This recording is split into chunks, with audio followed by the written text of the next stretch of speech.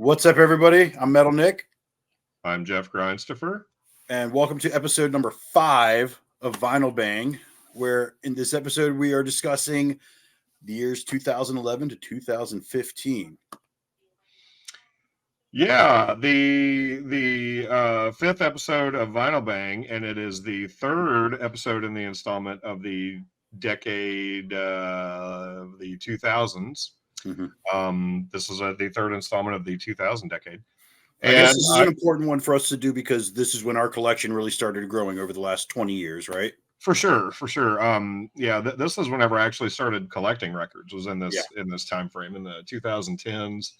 Was whenever the obsession with vinyl actually started buying vinyl. So this is a good segment, a good episode to do. The feud began. All right. I will kick things off with one of my favorite power violence bands from Leeds. This is the Afternoon Gentlemen. The first 12-inch that they put out was called Pistography, or Pistography. This is a collection of 7-inch releases that they did and splits that they did with I gotta get my notes out. I can't remember. I know there were Cyborg. They did a release with a band called Cyborg and a band called OSK. This album was originally released by TVG Records in 2011. Has 29 tracks total. There's a CD release of this, or there's a CD version of this collection put out by Give Praise Records that contains an extra 9 tracks that the Afternoon Gentlemen compile or contributed to a compilation called European Fastness, which was a 5-way split with 4 other bands. And this band is phenomenal to me. I love the Afternoon Gentlemen. I love their approach to everything. They have a very spaz feel to them. It's very old school grind. Definitely a band to check out if you are a fan of the grind power violence genre. Then check these guys out if you haven't, because they are phenomenal.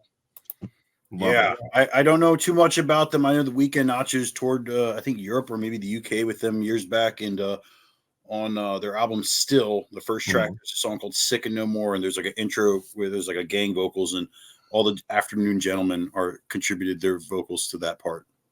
Well, that's rad. Yeah, that's the only little factoid I can give you there about them. But I remember they played Death Fest a couple years ago, and I don't remember why, but I ended up missing them. But yeah, I missed that fest that year. I was so mad. They were my main reason for wanting to go. Yeah, and I missed them. Bummer. Alrighty. So my first one is going to be a band that I guess I know all these guys. There's quite a few members of the band, but Artificial Brain. Ooh, can you see that? Artificial Brain Labyrinth Constellation. This is kind of a cool album cover, actually. Damn, even the cover is glossy. Yeah, it's glossy. Yeah. Just put out on Profound Lore, but the vinyl itself came out on Vinyl on War Music, which is a Canadian label. This features members of Biolic, ex-members of Revocation. They have 3 guitarists. 2 of them will be like a touring guitarist. One of them, is in case one can't make it. This is what the record looks. This is one of my favorite vinyls. Actually, splatter on this is incredible. There's a guy named Sam in this band who is friends with my buddy James, who we all called Lenzig Jr. We've seen Artificial Brain so many times in Baltimore, Death Fest. They're just good bros, awesome people. Shout out to all of them: John, Oleg, Keith. Will, who's not in the band anymore, but I've spent many times with him. The new singer, I can't think of his name. It might be John, but he sings for a band called Inter Arma. And Handsome Dan, obviously, and I hope I'm not forgetting anybody else in that band. Sam, but Artificial Brain's a great band. This record's been pressed 4 times. They're from Brooklyn. I think some of them live in Richmond now, but they're a very cool band. Kind of like a proggy, techie death metal band that yeah, they don't get enough recognition. They should. No, absolutely, absolutely. We saw them at the Philadelphia Metal and Beer Fest the first year they did a pre-show with Piron and Die Choking. Die Choking. That's right. That's right. We keep You forgetting went this. to the Kung Fu Necktie. No, I can't remember the name of the place. It's right around the corner. It might be the Bowery or something like that in Philly. Right around the corner from the Fillmore. But Sam has also got a band, and I keep forgetting what they're called. And you're a fan of them, and I it's like a little bit more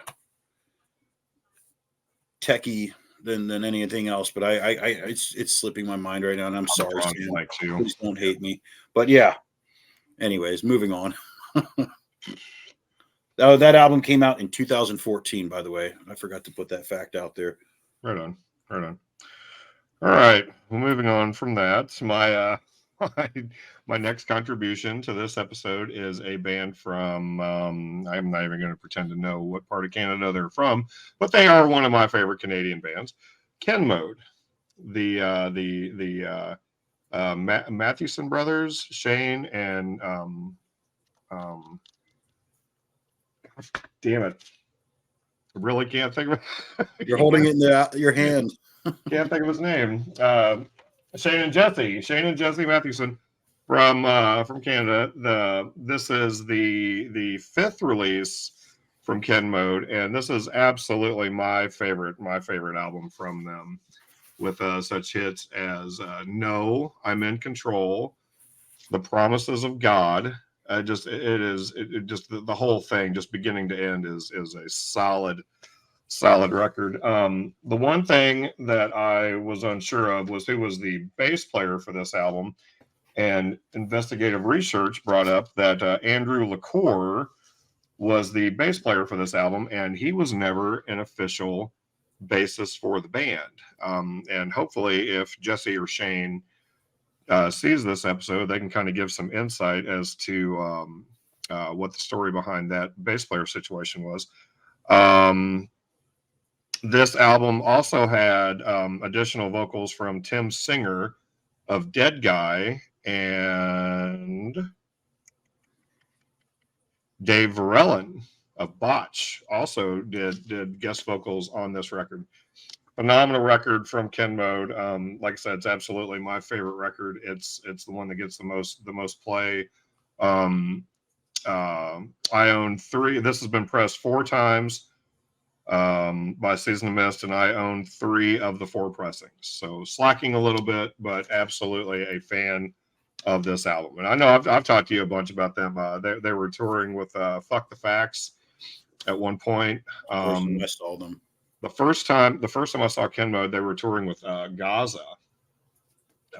in the early in the I guess around 2010, sometime in that time frame, and that's how I found him, was going to see Gaza initially, and then Ken Mode, like, holy shit, man, Ken Mode's awesome.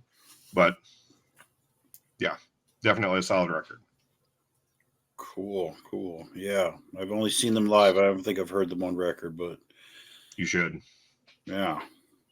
All right. So the next one I got, this one came out in 2011. I was actually going to use it from the previous episode, but I thought it came out sooner than this. But by a band that I love a lot, and another band that I'm good friends with, Revocation, Chaos of Forms. You kind of see this one's autographed by the guys here. Nice. This one, weirdly enough, this album's only been pressed once with there's test pressing, standard black vinyl, and clear. Nice. Up until today, hours before we recorded this episode, I was on Instagram and I saw Dave Davidson of Revocation had posted that they are Relapse is repressing this album, Terror to Genesis, which has never been pressed by Relapse. It was only done by Scion. Or it just wasn't sold to the public, I should say. The self-titled and Existence is Futile, which also Relapse never pressed on vinyl. That was actually put out by Metal Blade on vinyl with Relapse's logo on there. But this album's really cool. This is the first album they did with 2 guitarists. Dan joined the band. Dan is also in Artificial Brain. I remember seeing them a lot on this tour cycle. It was a really cool record. No Funeral is probably the biggest hit off this one, but I felt like they blew up after this. A lot of people were coming out to their shows. I noticed after this album, and they got a little bit more like proggier side of things. But yeah, Revocation's always been one of those bands that I've just had a big following for because they're good at their fucking instruments. They're great albums. They're all been very nice to me over the years. Dave, Brett, Phil, Anthony, Dan, who else? Ash, all the other fill-in drummers from through over the years. But Ash is the new guy. Ash rules. Shout out to Ash. I love Ashley. Ashley Pearson is a great guy, and that's how I really got not into the band because I've seen them numerous times over the years. But Ash is like I've done a lot of work with him over the years, most recently with Revocation. And big shout out to Ash Pearson, great guy. Yeah, for sure. All right, my turn. Yes, sir. All right.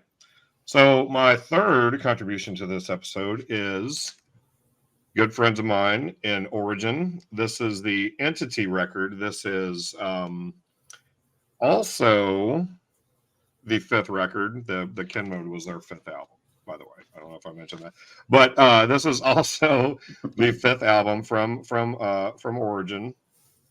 I always refer to this as the Origin Light lineup because on this record it was only that they didn't have an official vocalist. They did not have a vocalist. So Paul and Mike were the only vocals that you hear on this album. The band was a 3-piece. It was Paul Ryan, Mike Flores, and John Longstreth, where the previous album Antithesis had 5 members. It had those 3 and James Lee on vocals and Jeremy Turner on guitars.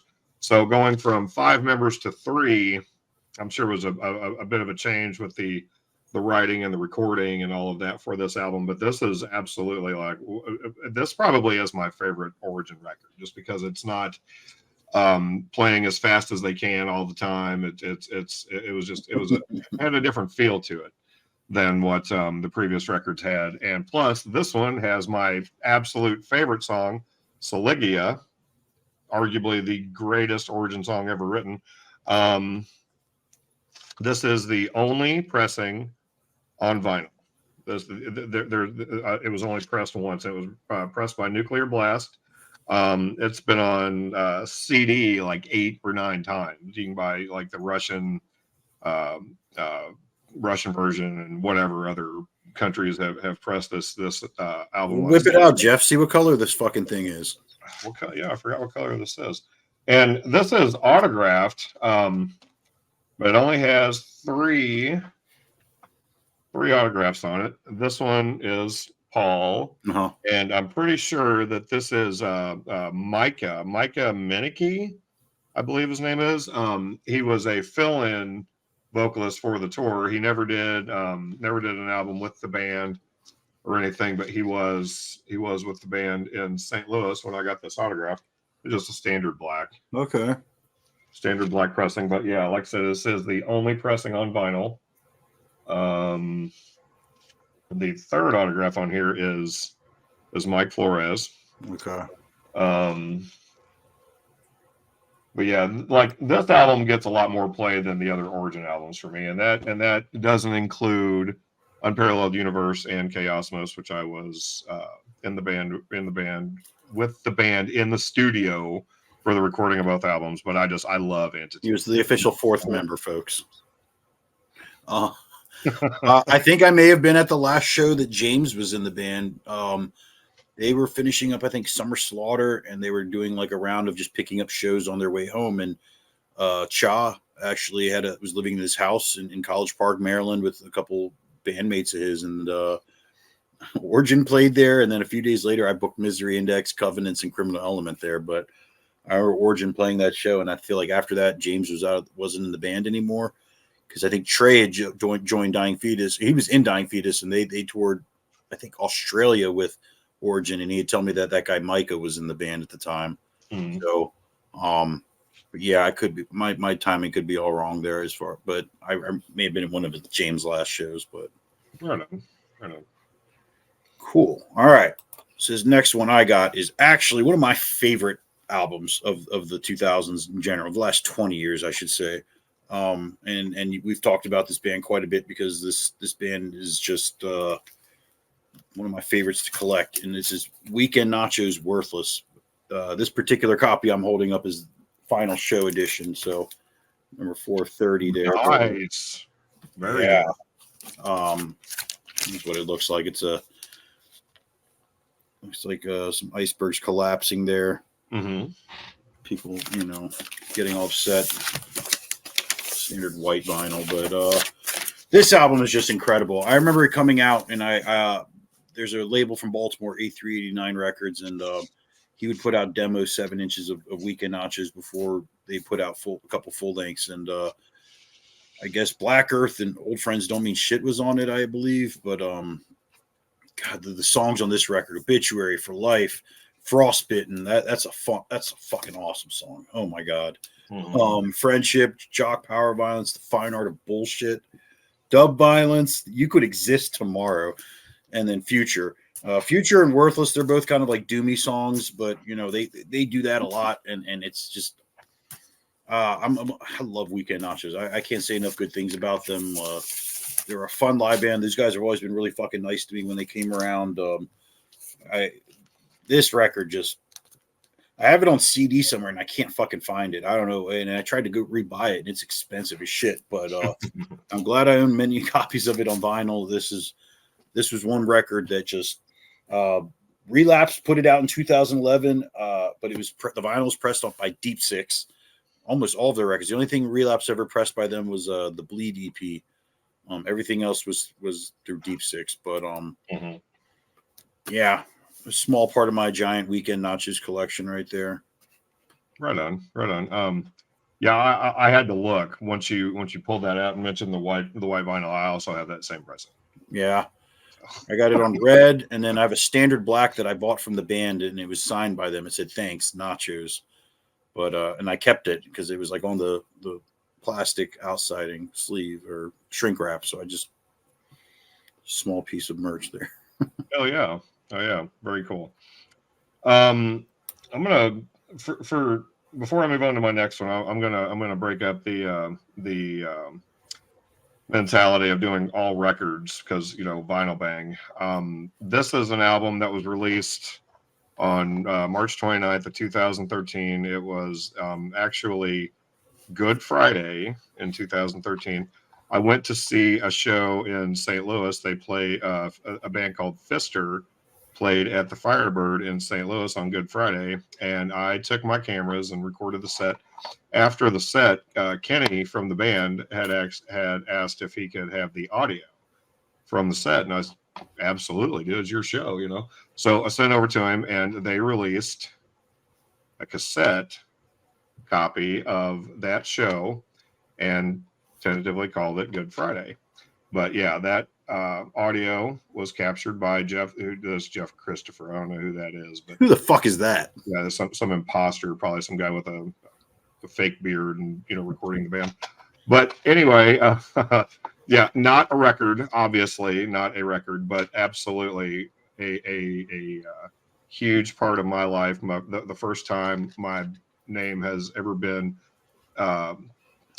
directly affiliated with the band for an album, but this album would not exist if I didn't go to the show. So that's just had to showcase that. Had to showcase that album for sure. No, that's fucking awesome. And I say this a lot. Part of the reasons why I don't film as much anymore is because of people like you and Frank who get opportunities like that. You guys have much better equipment than me, but Frank as well. I think Full of Hell released a live album from St. Vitus Bar that Frank Wang did the audio for. And it's great. I'm stoked to see stuff like that. Friends like you and Frank get opportunities like that because that's a big deal. Like anytime I've ever filmed a band, it's been in like shitty quality because I use these I mean, when I bought this HD camera, that mic that I got for is a lot better than the dinky ass one I was using on that camcorder. But it's good to know that bands come up to you afterwards and be like, hey, can we use it? And if they thought it was good enough that they can release it on an album. So that's awesome news, man. That's good stuff. And I'm happy for you, man. Yeah. Thanks. Yeah. Pretty cool to have on the resume for sure. No, for sure. Absolutely. And again, shout out to the Pfister guys, Kenny, Marcus, Kirk, known these guys for almost as long as they've been a band, and just great band, great musicians, great guys. Hell yeah. Love those guys. Okay, so getting back to records, to kind of change up the mentality of all metal music. My next contribution is a jam band out of Chicago called Humphreys McGee. This is the 8th record. This is the 8th full-length album from Humphreys McGee. They are absolutely one of my favorite live bands, because every time you see Humphreys McGee being a jam band, they of course play a different set every night. You can follow them for multiple shows in a row, and you will never see the same show twice. I give these bands a lot of credit for that, because to do that, to be able just to improvise and play flawlessly, just impromptu jams is it's remarkable to see, to witness this. But this is a heavier side of Humphreys. It's not death metal again. It's not metal, but very heavy album. This is a very heavy oriented album. The packaging for this thing is a book, by the way. This thing is a 36-page book that the records are housed here in the sleeve. The pages have the lyrics and just pictures of the band in the studio, and just a very, very awesome package here set up for this album. This is the first album that the band did on their own record label, which is called Nothing Too Fancy Music. This is worth checking out. And like if you ever get to a point where you're, kind of burned out on metal, or you just want something else to listen to, I highly recommend Humphreys McGee. Their catalog over the years is just phenomenal. There's Anchor Drops and Death by Stereo and just Mantis, and just awesome collection, awesome group of guys, awesome musicians, and worth checking out. I don't know if it's just, maybe I've seen their name around, or maybe it's because whenever you post a list of shows you got upcoming that you've gone and seen them, I've seen that name around. But yeah, I've definitely heard of that band before. And I think when I came to visit you, you and your boy Jameson were talking about that band a bit to me. So absolutely, they're worth talking about. They are phenomenal band. Definitely, man. Cool. All right, rolling on here. I got a record from a band, a little controversial, I guess. I don't know, depending how you look at it. Back in 2013, Ghost released, how do you say this? Infestessium. I don't know how to say this record. This album, when this one came out, this was their second full length. When this one came out, they were getting a lot of, I think they were getting sued by another band called Ghost. So there were a few ones that underneath here it said BC. And I think the singer was kind of just, he labeled it as bullcrap because of, I guess there's like a million bands named Ghost, and why one of them decided, well, let's sue this band that's getting success right now for the money, obviously. But I had a copy of the one that said BC. I ended up giving it to my buddy Kevin from the Acacia Strain because I know he was a fan of this band. But I have the clear pressing, and nice. It comes with this forbidden artwork that got taken out. But yeah, I remember this album coming out, and there was just so much hate online over this band. People, because they got categorized as metal, and if you listen to it, it's far from metal. It's a little bit more classic rock, if anything. But the first one was, this album, I don't know, just rock, hard rock maybe. But whatever you want to label it as, people just were angry that it was in their genre and didn't want it around. And I don't know. I saw their first show in the U.S. at Maryland Death Fest, and I was hooked instantly. Like I I haven't really been a fan of anything they've done after their third record, but they I don't know. They sparked a lot of interest in me. I know people like you don't like them very much. I got a couple friends. There was a period where I would open up Facebook and all I would see was just people talking shit about them, and it made me laugh a lot because I was like, the more you people post about them, the more they're going to get this recognition. So Sure. but they, I guess eventually I jumped off the ship because, like, my personal opinion, there were a bunch of members that got kicked out of the band or something, and then their fourth record came out, and you could tell it was obvious that he kicked out all the people who wrote this music, and just didn't really flow with me anymore, and I kind of just lost interest. And right. People like Travis told me he was terrible from the start, pal. I don't know why you were listening to it anyways, but yeah, they were a band that I have a lot of their early stuff, some of the rare stuff, not too rare, but yeah. That show at Death Fest, I was there. Like, they were like the last band to play. Whole weekend, They were thrown on like last minute or some shit. Goat Snake had canceled. Goat Snake, yeah, that's who it was, and they were replaced by Ghost. And I remember, like, Jason Netherton was like, they should replace him with Ghost, and I was like, dude, I think they did replace him. And then, I mean, I don't know how many people knew. They were only touring the first record at that point, so I don't know how many people knew about who they were. Mm-hmm. But I got so excited. I was like, oh my God, I can't believe they're fucking playing. And, like, they wouldn't let anybody backstage. They were kicking everybody out. I remember watching that happen. And I filmed some stuff for Dave Hall and the DVDs that we were making, but Ghost wasn't happy with the footage we shot, so it got rejected. Fucking Ghost. I remember that. That was the year that I was there. It was I wanted to say, was it 09? Might have been 2011. 2011. But yeah, I remember watching part of their set, but it was the end of the weekend, and I was just burnt out and tired and ready to get back to Missouri, and I just watched a song or two, but then see ya. So, but yeah, Ghost, cool. And I remember the whole BC thing. I thought it was AD, but I guess it was BC. A couple other bands do the AD thing. Mm-hmm. All right. So up next for me is one of my favorite Australian bands. This band is so fun live. They're just such a fun live band. King Parrot. Parrot, Bite Your Head Off. This is the debut full length from the band. They had done an EP before this, but this has been pressed on vinyl 5 different times. I am missing the first 2 pressings and the newest one.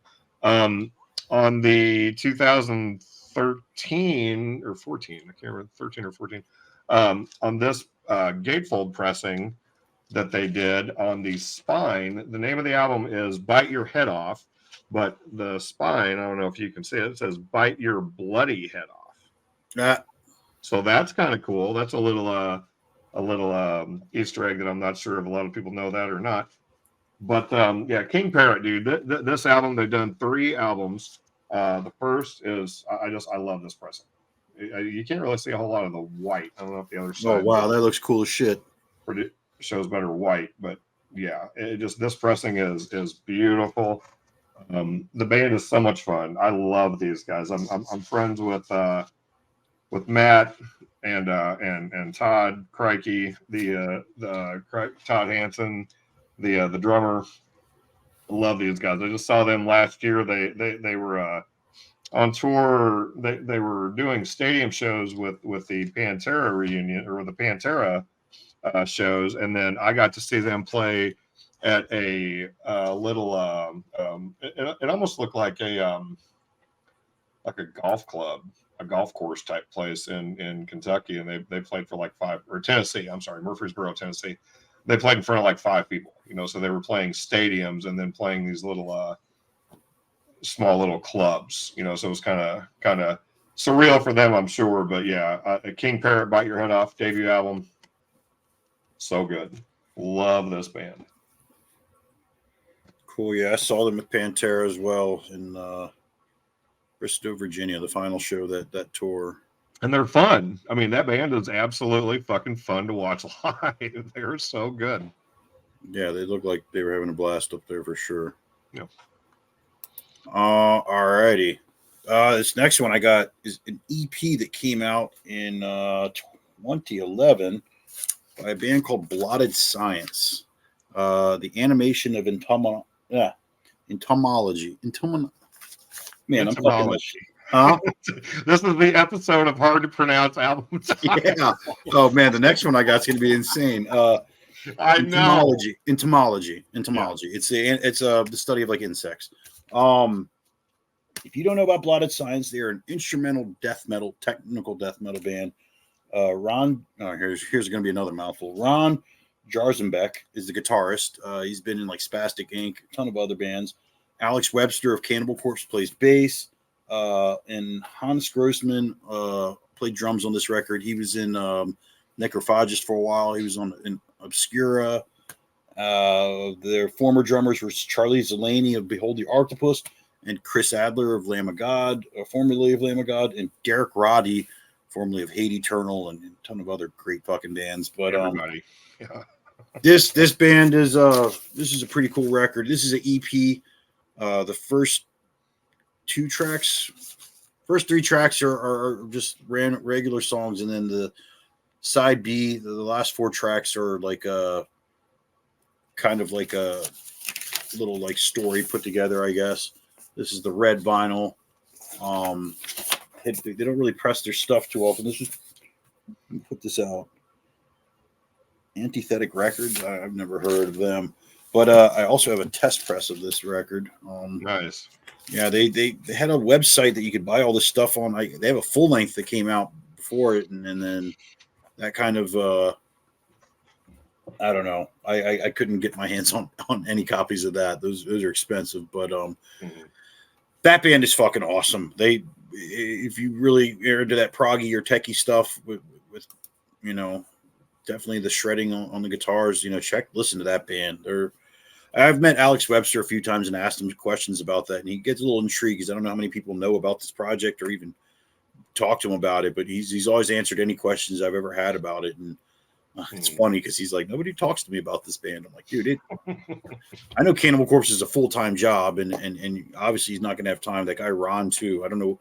He's got other bands. I can't remember what they're called, but yeah, I'd love for him to put out another album. I don't know if that's possible or not, but I don't know how many albums they have out or what my infatuation with them was for a while, but I do remember Blotted Science, and I remember being really into whatever album it was.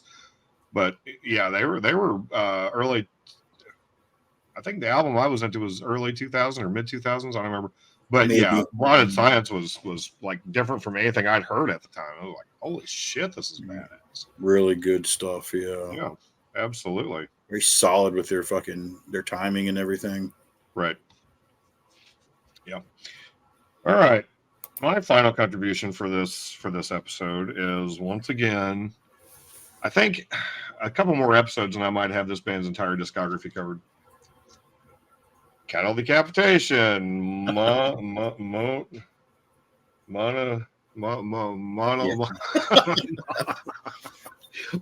of Inhumanity. Monolith of Inhumanity was released on May 8th of 2012.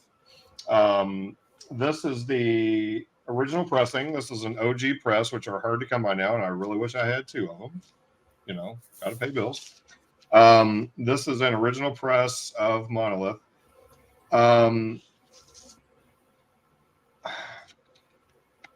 It's been discussed. No, this is the standard black. God damn it! I got the wrong. There's a etching on that. Pull it out because it looked like the black side was like there was something on it. Are there grooves on there? Or is there an etching on that? No, I don't see. I don't think. Is it a test press you're holding, Jeff? It might be. No, I wish it. No, the test press is put up. Well, God damn it! Being all psyched about showing the OG press, and it's not even the fucking OG press. It was the first one in the shelf, which I always put the one that I listened to in the front, so that makes sense. But fuck that all up. But anyway, yeah, this has been pressed 13 times. 15 total pressings, 13 originally pressed, or it was pressed once in 2012, and then repressed by Nessie out of Japan twice, I believe, and then repressed by Metal Blade several times over the years. 2 of the presses are test presses, which I own one. The album itself has several guest vocals. There, Mike Majewski of Ex Devourment is on Projectile Ovulation. Leonard Leal from Cephalic Carnage is on Living, Breathing Piece of Defecating Meat. And of course, the entire band of Cephalic Carnage does gang vocals on the Carbon Stampede. They are listed in the liner notes as the Cephalic Carnage Community Men's Choir.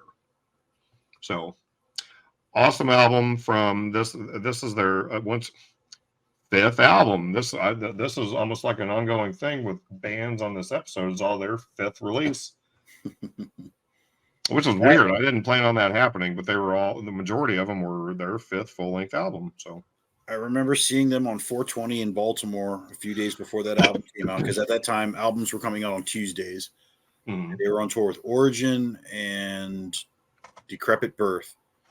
And I remember talking to Travis about how, the direction things were about to go with this band, because after the Forced Gender Reassignment music video came out, people just fucking their popularity like exploded. Like everybody hopped on the bandwagon. I remember their shows not being as packed as they were. And then every time they came to town, they went from playing like small Cafe 611 in Frederick to the Baltimore soundstage all the time, and they pack it in now. Right. The production is through the roof. Like their live shows are much better. But I remember that album being like, I feel like that was the one that when that came out, everybody just was like, yo, this band fucking rules. And it seemed to be a lot more acceptable than the early stuff did. You don't hear a lot of people talking about Human Jerky and Homivore and, the grind, the 30-second songs and shit like that. You don't really hear much talk about those, but Monolith was the beginning of the next 3 records that they all have an ongoing theme to them. Monolith is humanity turning back to the primal side of them, and then the Anthropocene was the extinction of Earth, and then humans being obliterated, and then Death Atlas, and then Terracite, where human beings are wiped out completely, and then the Terracitic beings coming back. But this is the first in that 4 album storyline. I noticed that when you look at all those pictures starting, I think on that album, when you look at the photos, especially Travis's photo, each one is like a different, they sync up to like what it's supposed to be. I send it to him and he's like, I'm glad somebody noticed that. But it's like a story. It's like all the albums, the artwork and the overall generalization of the albums tell a story. And that's pretty fucking badass of Travis and the band to do that over the years. But yeah. All right. My final contribution to this episode, moving on to the theme of albums we cannot pronounce. This is Car Bomb. I don't know if you can. I should have written it down on a piece of paper to show you how it's spelled, but it's actually, if I pull this record out here, you might be able to see it on the spine a little bit there. That's literally those W's right there. That's what it is. So this album was released in 2012. This is the only time it was ever pressed. Some copies vary from the blue looking a little green and the yellow looking clear. It was self-released by them. Do you know how to pronounce this album title, Jeff? Well, dude, okay. The thing is, whenever it was 20, 21 or 22, Car Bomb was on tour with Between the Buried and Me, and I drove to Tulsa to do a live stream of Elliot. Shout out to Elliot Hoffman.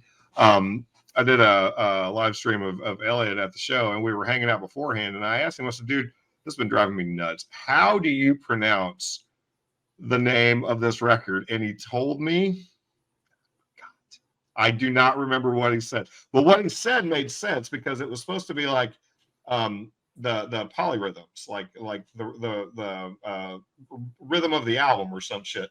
But it was so intriguing to hear him tell the story, and it just went. I forgot how to pronounce that album, so I was just pronouncing just that Car Bomb album. The woo woo woo woo woo. God damn it, Jeff. Don't remember. I know. Drop. I want to show you what mine look like because, like I said in these notes, that some of the blue ones look a little green, some of the yellow looks clear. So this is the blue one. That looks clear as shit. Yeah, but this is supposed to be green, is what they're saying. This is hold on. This is side 2A. 2B. So this would be the second one, and then the side A say some of these yellow look clear, but that looks yellow to me. I mean, what do you think, Jeff? Very yellow. Yeah. So, mine, my 1A is like a. Okay, so you got the same deal as me. Oh wait, that's your 1A? Smoke. Yeah, that's 1A. Okay. This is my 1A. Show off my. Hold on. Let's get us both on the screen here. This is my 1A. Yeah, it does look more orange now. But yeah, you're yellow. Yours is 1A, and then what's your other color? 1B.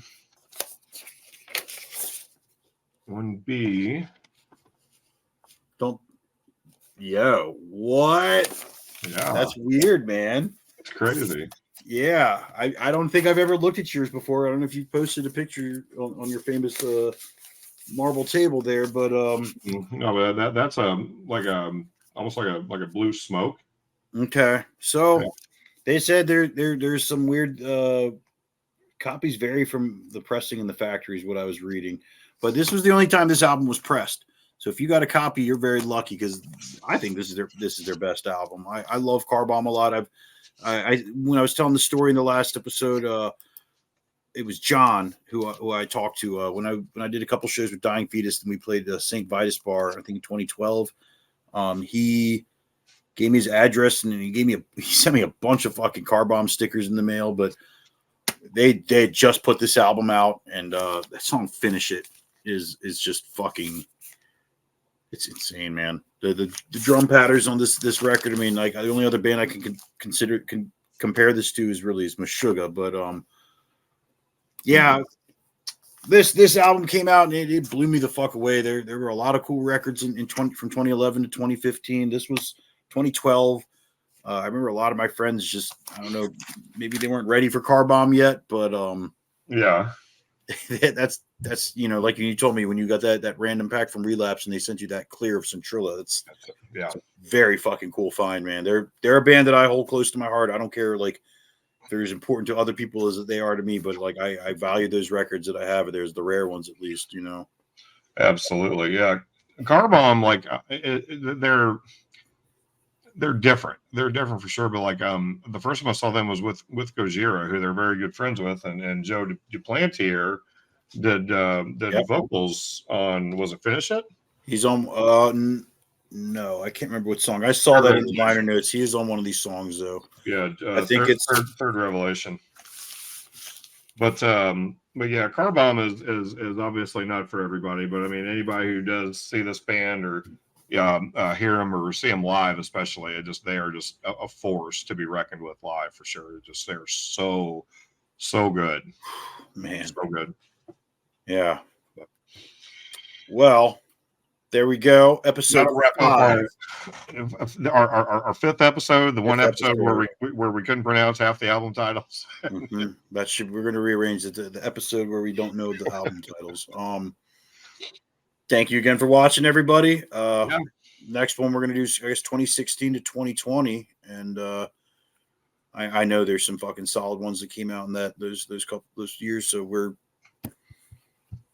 we got to call dibs on which one again. Jeff snatches all the good records that I wanted to pick, like the last episodes. We'll have to do rock, paper, scissors to Yeah. See who does what. But yeah, thanks for watching, everybody, and thank you all again for your support and the encouraging texts and Facebook messages and all that. We appreciate it. At some point, we're going to start having guests on this show. So if you have an idea for an episode that you'd like to see, or if you have an idea of who you'd like to have on, or if you'd like to be on the show, feel free to let us know. Reach out to either one of us. And yeah, can't wait for the next one, dude. This is fun. Definitely. Thank you guys for watching, and we will see you soon. See you guys.